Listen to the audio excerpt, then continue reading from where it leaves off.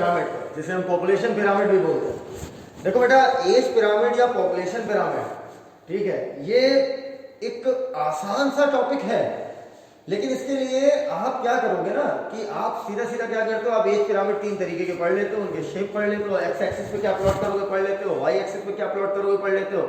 लेकिन एक्चुअली में आप गलती कहां पर कर देते हो कि आप एज पिरामिड को एनालाइज नहीं कर पाते हो। अगर हम लास्ट ईयर के सीबीएसई के क्वेश्चंस को देखें तो वहां पर जैसे एक उन्होंने ऐसा करके क्वेश्चन दिया था, 2 एज पिरामिड दे दिए थे, फिर उन्होंने कहा कि बताइए 20 साल पहले का ग्राफ कौन सा है, 20 साल बाद का ग्राफ कौन सा है। गवर्नमेंट ने एमटीबी वगैरह और बटा 36 वगैरह को बंटवाए, तो बताइए पॉपुलेशन का ग्राफ कैसे कैसे जाएगा, कौन पहले का कौन बाद का। तो वो क्वेश्चन सिर्फ एनसीईआरटी की लाइन पढ़ के आप नहीं निकाल सकते। मैं हमेशा कहता हूँ भैया एनसीईआरटी का पोस्टमार्टम करना पड़ेगा, एनसीईआरटी की फील निकालो, ठीक है, एनसीईआरटी कहना क्या चाह रही है वो समझो। आप क्या करते हो, लाइन टू लाइन एनसीईआरटी पढ़ के रट लेते हो और आप सोचते हो क्या था, ठीक है। हेडिंग रट लेने से और एनसीईआरटी की लाइनें रट लेने से अगर सिलेक्शन होना बेटा, तो वो पतली सी किताबें कोई भी पढ़ ले और कोई भी समझ ले, ठीक है। तो एक बात बहुत कायदे से सुनना, पोस्टमार्टम करो, हर एक लाइन की फील लो, कहने का मतलब क्या है, ठीक है, और हर चीज के पीछे क्यों लगाइए, ठीक है। चलिए आइए एज पिरामिड सिखाते हैं आपको आसानी से एकदम, ठीक है। नाम पकड़िएगा बेटा, एज पिरामिड, ठीक है। आमतौर पर मतलब इसका जो शेप होता है वो पिरामिडल आता है, इस वजह से नाम क्या पड़ा बेटा, एज पिरामिड। पिरामिड क्योंकि जनरल शेप इसका कैसा होता है, पिरामिडल। अभी आप देखोगे एज, इसका मतलब इसमें कहीं ना कहीं उम्र का कोई ना कोई लफड़ा आने वाला है, ठीक है। इसी को हम पॉपुलेशन पिरामिड भी कहते हैं, ठीक, चाहे एज पिरामिड बोलिए चाहे पॉपुलेशन पिरामिड बोलिए, क्योंकि पॉपुलेशन और एज का रिलेशन हम इसमें देखते हैं, ठीक है। और पिरामिडल शेप होता है, दैट्स व्हाई पिरामिड लग गया नाम के आगे, ठीक। आपको ये जानकर हैरानी होगी कि किसी भी देश की गवर्नमेंट, ठीक है, उसे कैसे पता चलता है कि इस बार कितना इनकम टैक्स आएगा, ठीक है। मतलब ये भी डेमोग्राफर मतलब जो डेमोग्राफी की स्टडी करते हैं, डेमोग्राफी मतलब पॉपुलेशन पर जो स्टडी करते हैं जो लोग, डेमोग्राफर कहलाते हैं, ठीक है।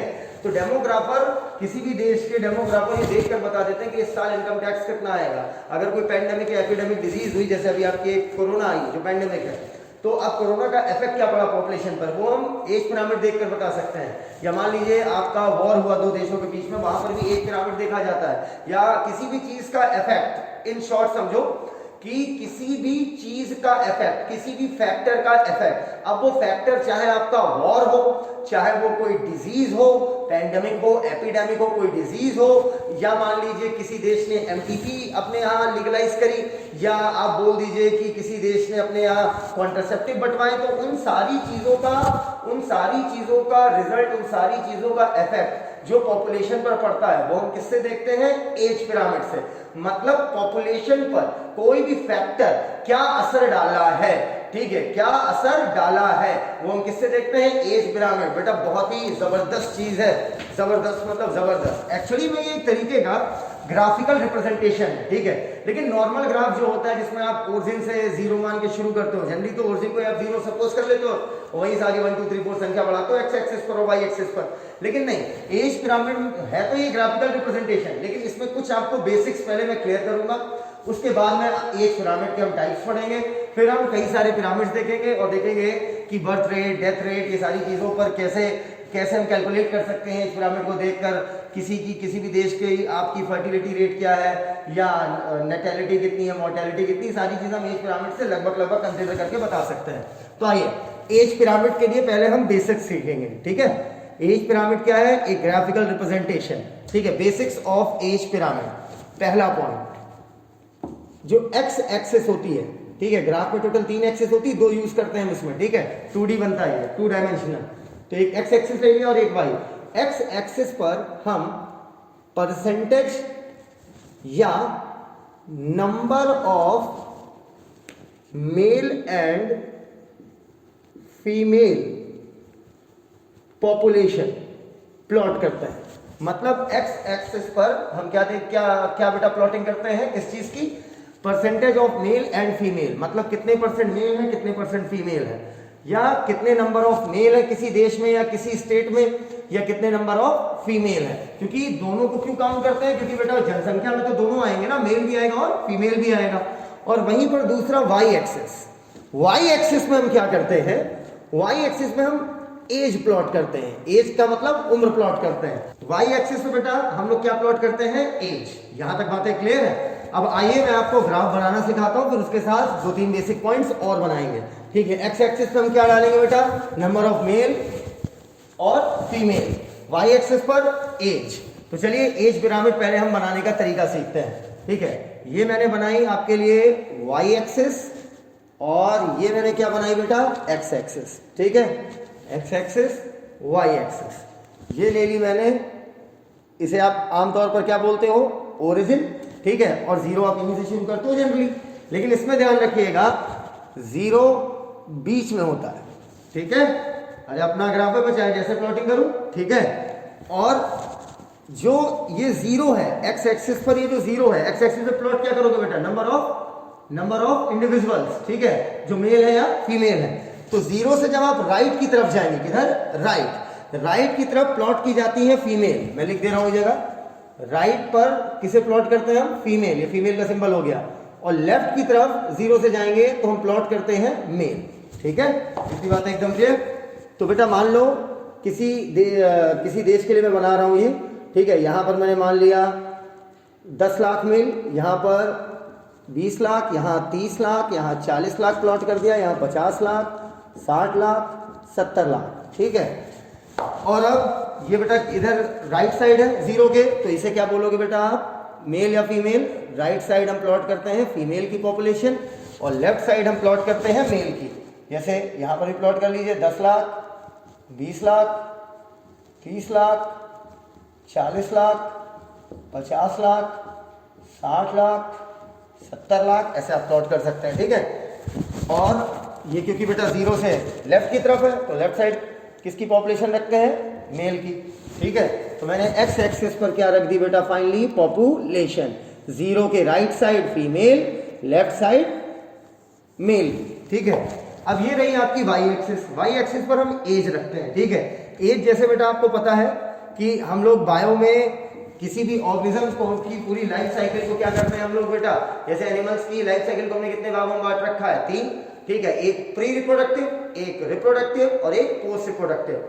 रिप्रोडक्टिव कैपेसिटी जब नहीं होती है, अर्थात बच्चों की बात करें तो प्री रिप्रोडक्टिव। ठीक है, जो रिप्रोडक्शन करने की क्षमता रखते हैं वो रिप्रोडक्टिव। जिनमें रिप्रोडक्शन कैपेसिटी अब खत्म हो गई, नेचुरली आई थी अब खत्म हो गई, वो पोस्ट रिप्रोडक्टिव, मतलब जिसमें बूढ़े आए हैं। तो एज ग्रुप आपके इस तरीके से मोटे मोटे देखे जाए तो 3 बनेंगे, है ना, एकदम क्लियर है। अब यहां पर मैं प्लॉटिंग करना चालू करूंगा। ठीक, चलो देखना बेटा, मालूम मैंने यहां लिखा 0 से 5 साल। ठीक, 5 से 10 साल, 10 से 15 साल, 15 से 20 साल, 20 से 25, 25 से 30, 30 से ऐसे करके बढ़ते चले जाएंगे हम, है ना बेटा। तो अब जरा मुझे एक बात बताओ, मतलब 0 से 5 साल के बीच में जितने भी लोग होंगे वो यहाँ पर जितनी भी फीमेल होंगी, जितनी भी मेल होंगे, वो यहाँ पर हम क्या करेंगे, प्लॉट करेंगे। लेकिन अगर आमतौर पर बेटा 5-5 साल का ही लिया जाता है। ठीक है, जो स्लॉट लिया जाता है वो 5-5 साल। यहाँ पर वाई एक्सिस पे जो हम एज प्लॉट कर रहे हैं आमतौर पर 5-5 साल का ही स्लॉट लेते हैं। लेकिन 5-5 साल का लोगे बेटा तो बहुत बड़ा ग्राफ बन जाएगा और काफी टाइम लग जाएगा। तो अब मैं क्या कर रहा हूँ, मैं 10-10 साल का ले रहा हूँ। ठीक है, तो एज मैंने प्लॉट की 0 से 10 साल, उसके ऊपर मैंने प्लॉट करी आपकी, मतलब 0 से 10 साल वाले इधर होंगे, उसके ऊपर प्लॉट करी 11 से 20, उसके ऊपर, उसके बाद बेटा हम क्या करेंगे 21 से 30। ठीक है, उसके ऊपर हमने प्लॉट कर लिया 31 से 40, उसके ऊपर 41 से 50, उसके बाद 51 से आपने प्लॉट कर ली 60 तक की। बस चलिए 60 साल तक रखते हैं। ठीक है, लगभग लाइफ एक्सपेक्टेंसी जितनी ह्यूमन की वहां तक अब पहुंच गया। ठीक है, तो यहाँ पर मैंने एज ग्रुप आपके क्या किए, उनकी स्लॉटिंग कर दी। ठीक है, अब इधर देखना, अब मान लीजिए मुझे पता चला कि किसी देश में 0 मतलब जिस दिन जन्म हुआ है। ठीक है, 0 से 10 साल के बीच में, ठीक है, कितना 0 ईयर से लेकर 10 ईयर तक। ठीक है, किसी भी देश में फीमेल की पॉपुलेशन है मान लो 70 मिलियन। ठीक है, तो 0 से हम किधर जाएंगे, फीमेल की तरफ जाएंगे 70 मिलियन, मतलब 10 साल तक के लिए फीमेल कितनी है बेटा आपकी 70 मिलियन 10 साल के अंदर, और मेल आपके मान लीजिए मेल भी 70 मिलियन है। ठीक है, तो दोनों तरफ से ऐसे लाइन खींचा और इन लाइन को जोड़ दिया, तो ये हमारा एक बार बन गया। बार मतलब लंबी लंबी स्ट्रक्चर। ठीक है, अब ऐसे ही मान लो मुझे बताया गया उस देश में 11 साल से लेकर 20 साल की उम्र तक, ठीक है, फीमेल है टोटल मान लीजिए 67 मिलियन, तो 70 से थोड़ा कम होगा, तो 67 मिलियन। और मेल आपके मान लीजिए दिए गए हैं मुझे आपके 68 मिलियन, ठीक। और इन दोनों लाइनों को हम कनेक्ट कर देंगे, ये हमारा अगला बार बन गया, ठीक है। लाइन स्ट्रेट कर दे रहे। चलिए, ऐसे बताया गया कि 21 से 30 साल की उम्र के बीच के जो फीमेल है वो उस कंट्री में जो 21 साल से लेकर 30 साल की उम्र की हैं वो है 60 मिलियन, तो 60 के बिल्कुल स्ट्रेट जाएंगे हम, ठीक है। और ऐसे लाइन खींच दी। और मेल बताया गया 21 से 30 साल की उम्र के बीच के, वो बताया गया मान लीजिए 65 मिलियन, ठीक। इन दोनों लाइन को कनेक्ट कर दिया, ठीक है। ऐसे ही 31 से 40 साल में जितनी फीमेल होंगी, जितनी फीमेल होंगे, या 41 से 50 में कितनी मेल कितनी फीमेल, या 51 से 60, ऐसे करके हमारा एक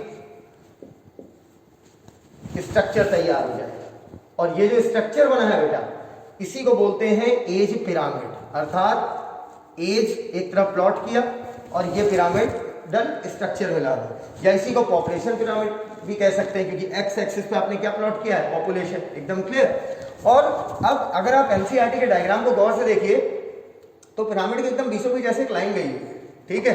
ये जो वर्टिकल लाइन है, ये जो आपकी वर्टिकल लाइन है, ये आपको असल में बस सेपरेट करती है फीमेल पॉपुलेशन को मेल पॉपुलेशन से। अगर पूछे कि इकोलॉजिकल पिरामिड में जो वर्टिकल लाइन गई है, एनसीईआरटी को गौर से देखिए, उस पर एक वर्टिकल लाइन गई है, वो क्या रिप्रेजेंट कर रही है, तो वो रिप्रेजेंट करती है कि हाँ भाई, इस ये बाउंड्री बना दी कि इधर मेल पॉपुलेशन, इधर बेटा राइट साइड आपकी राइट साइड आपकी क्या होगी, फीमेल पॉपुलेशन, और लेफ्ट साइड क्या होगी, मेल पॉपुलेशन। तो क्या आप ये इकोलॉजिकल पिरामिड समझ गए कैसे बने, मतलब एज पिरामिड जो हमने इकोलॉजी में पढ़ा, और इसी को हम बोलते हैं पॉपुलेशन पिरामिड।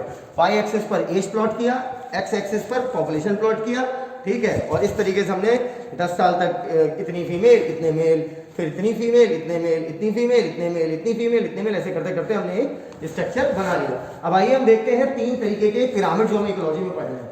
अब बेटा एज पिरामिड आपके 3 तरीके के बनते हैं, ठीक है।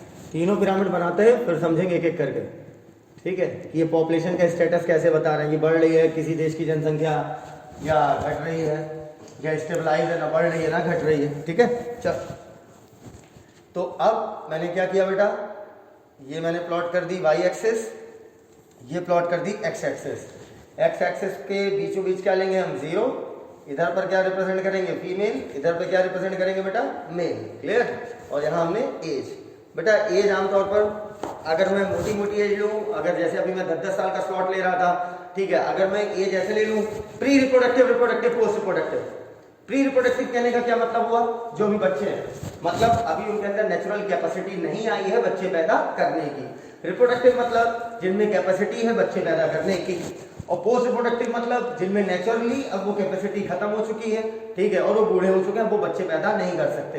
तो बताओ जनसंख्या पर मेन असर डाल कौन रहा है, वो छोटे बच्चे प्री रिप्रोडक्टिव वाले जो बच्चे नहीं पैदा कर सकते, क्या वो जनसंख्या पे कोई फर्क डालेंगे, नहीं डालेंगे, ठीक है। जनसंख्या का स्टेटस पर जो फर्क पड़ेगा वो पड़ेगा रिप्रोडक्टिव एज वालों का, क्यों, क्योंकि वही बच्चे पैदा करेंगे, भाई ज्यादा बच्चे पैदा करेंगे, ठीक है। जितने खुद वो है उससे ज्यादा बच्चे पैदा करेंगे, पॉपुलेशन बढ़ जाएगी। जितने वो खुद है अगर उससे कम बच्चा पैदा करेंगे तो पॉपुलेशन घटेगी, ठीक है, भविष्य की। और जितने वो खुद है उतने ही बच्चे पैदा करेंगे तो पॉपुलेशन स्टेबलाइज रहेगी, ठीक है। अब समझना बेटा, तो यहां पर मैंने क्या लिख दिया, प्री रिप्रोडक्टिव सबसे नीचे। प्री रिप्रोडक्टिव मतलब छोटे बच्चे, जो भी प्री मतलब ही हो गया पहले, जिनके पास रिप्रोडक्टिव कैपेसिटी नहीं है।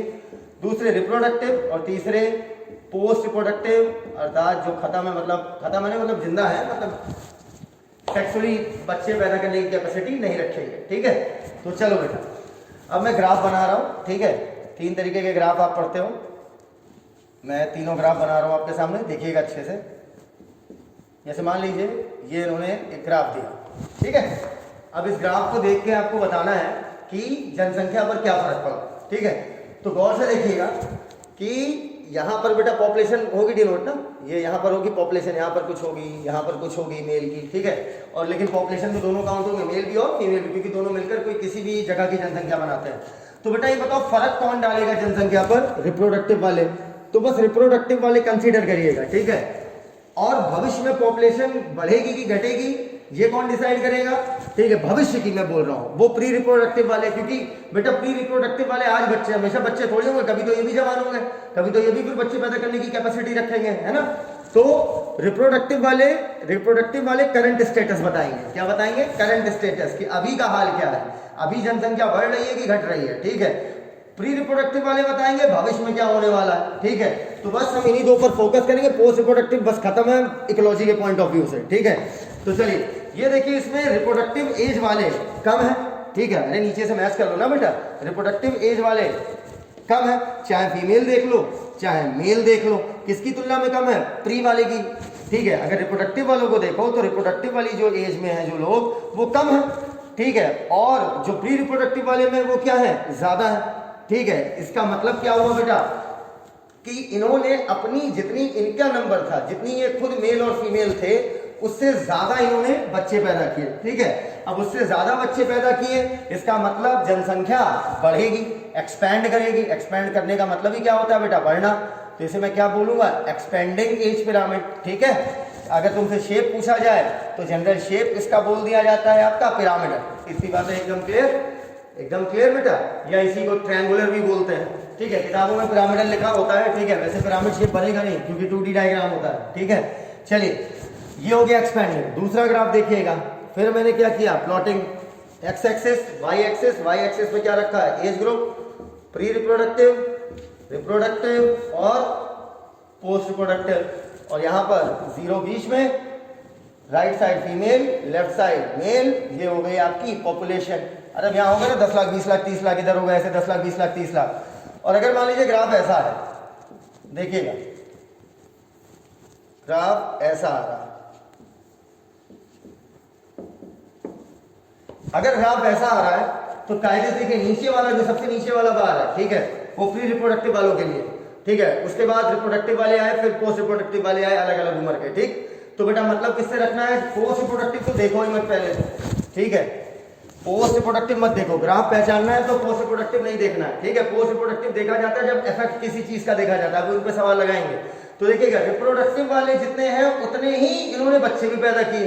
बेटा रिप्रोडक्टिव वाले तो बच्चे पैदा करेंगे, तो उन्होंने अपनी ही जनसंख्या जितनी है लगभग उतने ही बच्चे पैदा किए। तो पॉपुलेशन क्या बढ़ेगी, घटेगी कि स्टेबलाइज रहेगी? स्टेबलाइज रहेगी। ठीक है, अब तुम कहोगे नहीं सर स्टेबलाइज कैसे है? ठीक है, स्टेबलाइज कैसे है सर? क्योंकि सर इन्होंने जनसंख्या बढ़ाई है। अरे भैया कुछ तो पैदा करेंगे वरना जनसंख्या खत्म हो जाएगी। इन्होंने बैलेंस किया है, क्योंकि इधर मर भी रहे होंगे तो लोग, ठीक है, इधर पैदा हो रहे हैं, बैलेंस हो रहा है। इसका मतलब birth rate is equal to क्या होगा? Death rate. B is equal to D होगा किस केस में? स्टेबलाइजिंग। एक्सपेंडिंग में क्या होगा? बर्थ रेट ज्यादा होगा, डेथ रेट कम होगा। एकदम क्लियर है ये बात? चलिए लास्ट ग्राफ हम देखते हैं।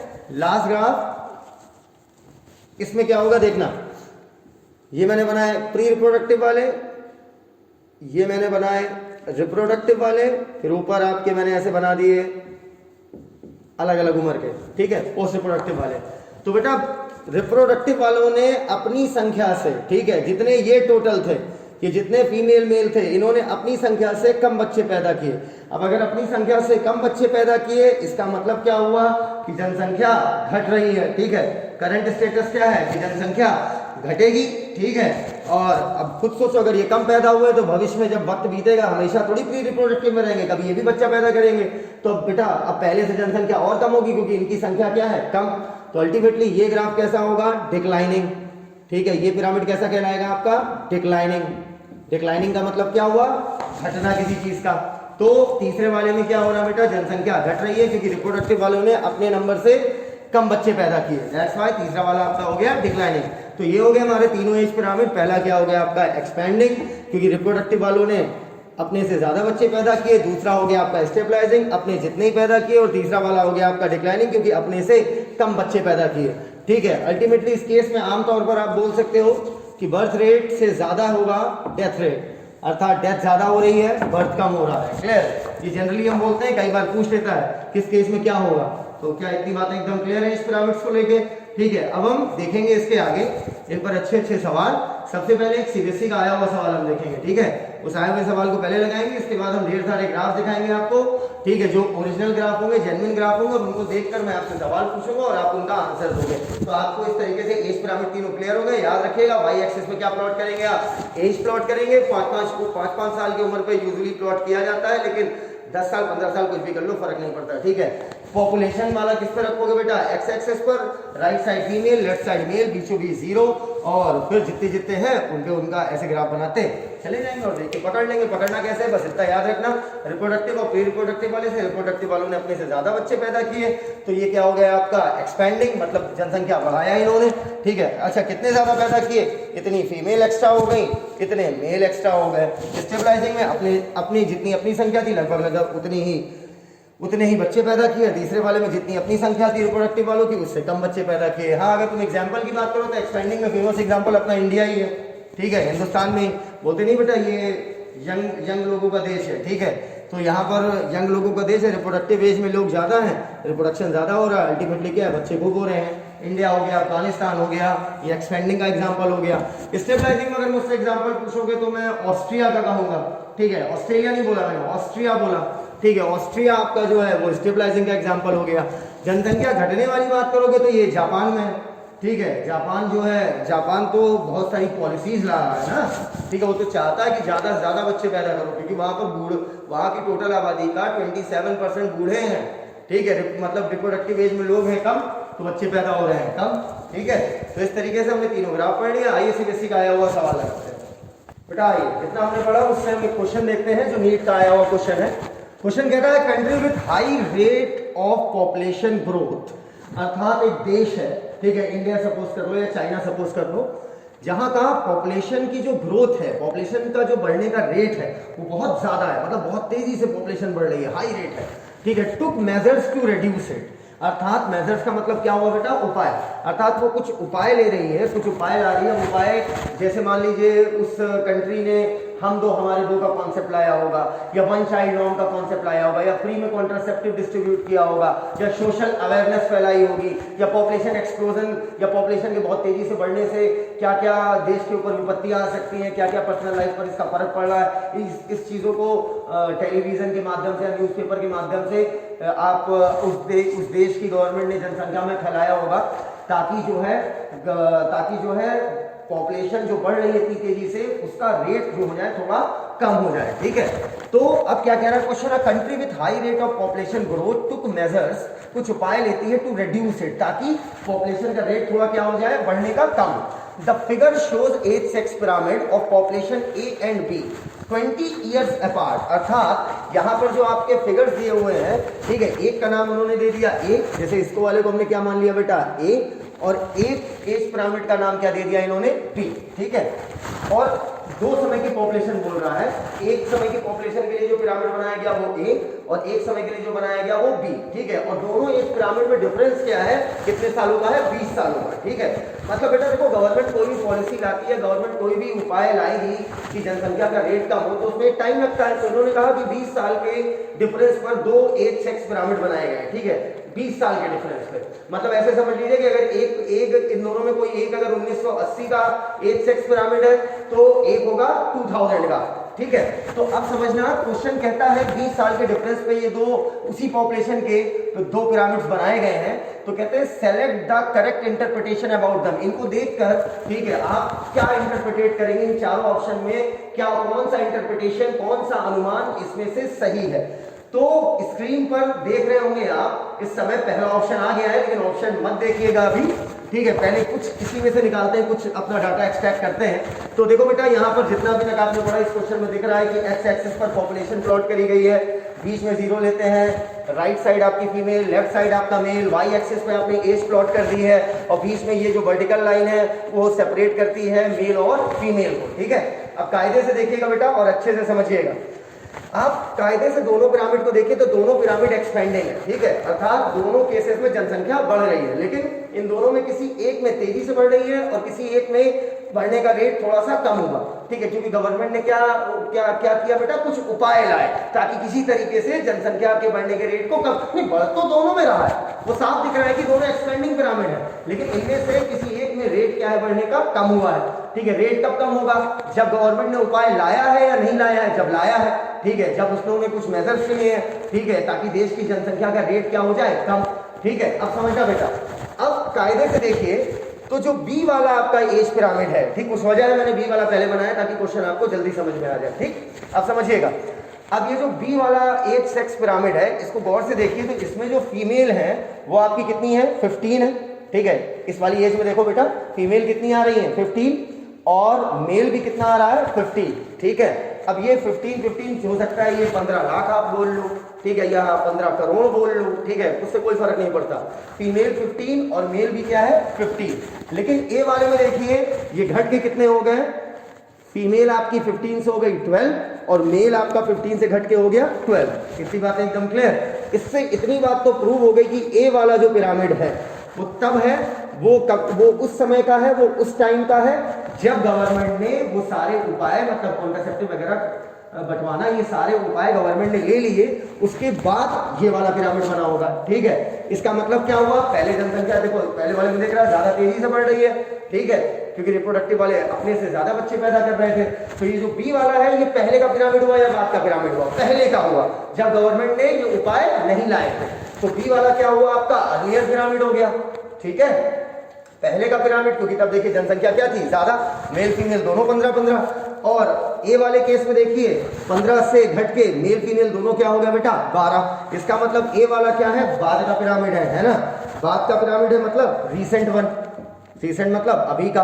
अब समझना कायदे से, क्वेश्चन कह रहा है, पहला ऑप्शन देखो बेटा, जो स्क्रीन पर तुम्हें दिखाई दे रहा है, ए इज अर्लियर पिरामिड। ए जो है वो पहले का पिरामिड है। ये पहले का नहीं बेटा, ए अभी का पिरामिड हुआ, ठीक है, क्योंकि इसमें जनसंख्या घटी है, ठीक है। तो ए इज अर्लियर पिरामिड, ये तो गलत हो गया, ठीक है। और आगे तब भी ए वाला ऑप्शन आगे पढ़ते हैं, and no change has occurred in the growth rate. Growth rate पर कोई फर्क नहीं पड़ा। कैसी बात कर रहे हो? फर्क पड़ा, साफ साफ दिख रहा है। 15 से घट के कितना हो गया? 12। तो इस ऑप्शन के दोनों पॉइंट्स गलत है। ऑप्शन नंबर बी देखिएगा, A is more recent. A recent है, बिल्कुल सही है। इसकी तुलना में ये बाद का पिरामिड हुआ। बाद का मतलब अभी का।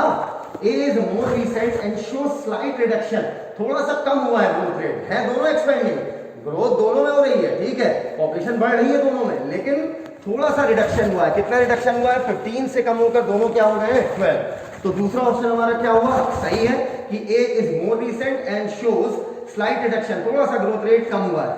सी ऑप्शन देखिए सर, बी आंसर है। तभी देखो ना कि सी और डी गलत क्यों है। B is earlier pyramid, B को कह रहा अर्लियर पिरामिड, यहां तक बात सही है, बी पहले का पिरामिड है। And show stabilize growth rate, बिल्कुल नहीं, स्टेबलाइज ग्रोथ रेट में दोनों बार कैसे होंगे बेटा? एक ही लेवल पे होंगे, ये स्टेबलाइज नहीं है, एक्सपेंडिंग है। इस वजह से बी का पहला पॉइंट सही है, लेकिन एंड के बाद वाला स्टेटमेंट गलत हो गया। डी ऑप्शन है, B is more recent, B कह रहा है रीसेंट है, रीसेंट नहीं भैया, अर्लियर, पहले का हुआ बी, ठीक है।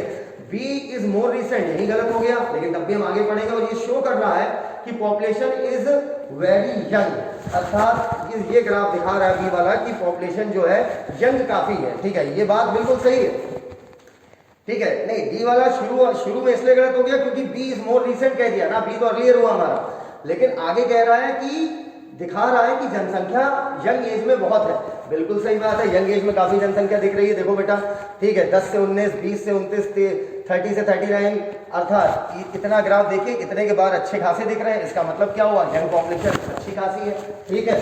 अब लेकिन गौर से देखिए तो यंग पॉपुलेशन ए वाले में भी अच्छी खासी है, ठीक है, लेकिन अब क्या हुआ? डी वाला ऑप्शन भी हमारा गलत हो गया मोर रिसेंट वाली बात की वजह से, वरना यंग तो है, ठीक है। तो इस तरीके से क्वेश्चन हमारा खत्म हुआ। क्वेश्चन का तात्पर्य क्या था? मैंने आपसे कहा था ना शुरू में, मैंने आपसे ये कहा था कि बेटा कि कुछ सवाल जो है ऐसे आते हैं जो आपके डायरेक्ट एनसीईआरटी की लाइन से नहीं होते हैं, एनसीईआरटी के कॉन्सेप्ट्स पे होते हैं। इसी वजह से मैं हमेशा कहता हूँ एनसीईआरटी का पोस्टमार्टम करो, ठीक है। अब ये सवाल क्या था? सिंपल सा सवाल था कि 20 ईयर के गैप पर दो उसी पॉपुलेशन के दो एक सेक्स पिरामिड बनाए गए थे। आपको पहले बताना था कौन वाला पहले का होगा, कौन वाला गवर्नमेंट के उपाय के बाद का होगा, ठीक है। उपाय लिया है तो सीधी बात है जनसंख्या घटेगी, ठीक है, 15-15 से घट के कितनी हो गई? 12-12। इसका मतलब बी वाला अर्लियर है, ए वाला रीसेंट है, अभी का है। इतनी बातें एकदम क्लियर। फिर दोनों कैसे हैं? एक्सपेंडिंग, और दोनों में यंग लोगों की पॉपुलेशन काफी है। इतनी बातें क्लियर। अच्छा, इस पिरामिड से एक चीज मैं और निकाल सकता हूँ, पूछिए क्या? इस पिरामिड से गौर से देखिए तो अगर मान लीजिए, अब इसी क्वेश्चन में मैं छेड़छाड़ कर रहा हूँ, अगर मान लीजिए उन्होंने यहाँ इसे थोड़ा और बढ़ा दिया होता, ठीक है, ऊपर के साइड, ठीक है, ऊपर के साइड ए वाला ग्राफ और बढ़ा दिया होता, तो पता है आपको इससे एक इंटरप्रिटेशन ये भी निकलता कि यहाँ के लोगों की लाइफ एक्सपेक्टेंसी बहुत ज़्यादा है। लाइफ एक्सपेक्ट मतलब सारे बार बढ़ाइए थोड़े थोड़े, तो लाइफ एक्सपेक्टेंसी ज़्यादा है, मतलब ज़्यादा दिनों तक जिंदा है, तभी तो बूढ़े लोग ज़्यादा हैं। तो पिरामिड का टॉप जो है हम देख लें अगर, तो पिरामिड के टॉप को देखकर हम आइडिया लगा सकते हैं कि अगर टॉप काफ़ी ब्रॉड है तो इसका मतलब एजेड लोग काफ़ी हैं, मतलब लाइफ एक्सपेक्टेंसी उस देश की क्या होगी, ज़्यादा। इतनी बातें एकदम क्लियर। और अगर टॉप नैरो आ रहा है अर्थात बार बहुत ऊपर के छोटे छोटे हैं, तो इसका मतलब क्या हुआ बेटा, इसका मतलब हुआ कि वहाँ के लोग 70 साल तक नहीं जी पा रहे हैं, लाइफ एक्सपेक्टेंसी क्या है वहाँ की, कम। ठीक है, इस तरीके से ये क्वेश्चन हमारा खत्म होता है।